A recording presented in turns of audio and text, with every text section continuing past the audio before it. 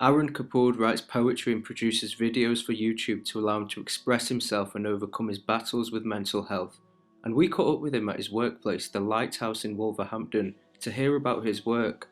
We also spoke to the 30-year-old about the stigma surrounding mental health in the South Asian community and whether he believes progress is being made.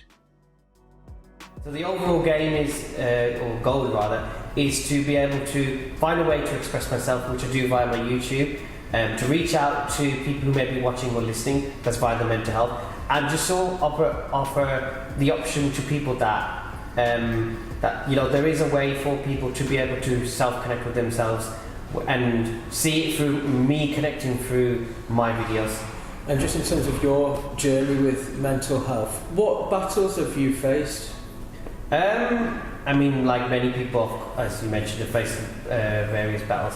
Mine specifically has always been low moods and anxiety. So I think from a young age, maybe like 16, 17, I've always worried about whether I'm good enough, whether I'm doing the right thing. I used to doubt myself a lot more, or a lot rather. And now I don't tend to doubt myself as much, but of course, being human, I still do it every now and then. But I would say that where I am right now, I'm able to take a bit more control of it. There is the odd occasion where it does get the better of me, and there's days where I don't want to be here.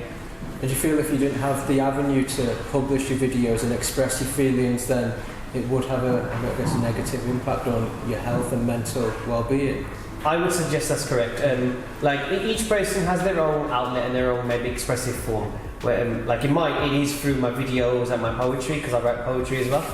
And I believe if I didn't discover those venues, then maybe I wouldn't be sitting here right now. But we're not to be sure. But I do know one thing, that through these venues, I do have that expressive outlet, and it has helped me massively, and it's helped me sort of find my self-identity and my own character, and sort of help me take it to another level of being confident within myself, and just sort of understanding how the mind works, and more specifically how mine works.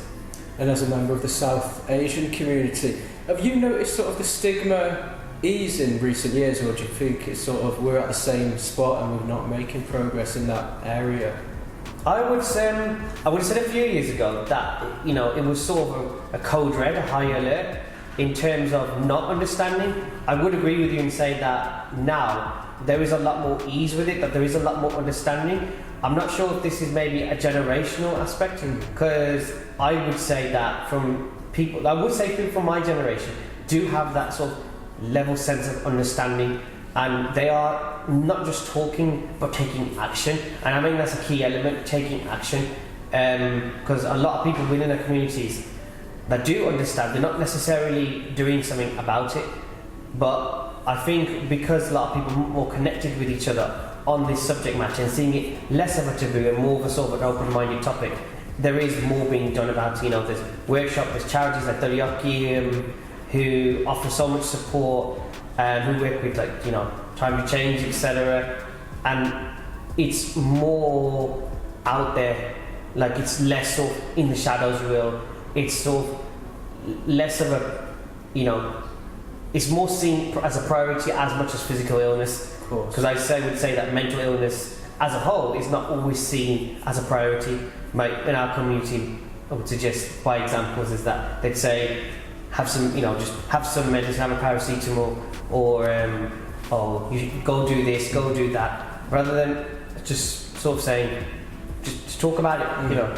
It's not going to make you better straight away, but it opens a door, which then leads to many other doors. And if you're always leaving the door closed in front of you, you're never going to have the option to ever go past it. There's no doubt so many people suffering in silence. Just taking your mind back to when you first told those around you about the difficulties that you were facing, did you feel quite afraid to share your story? I would be very honest and say, yeah, I was.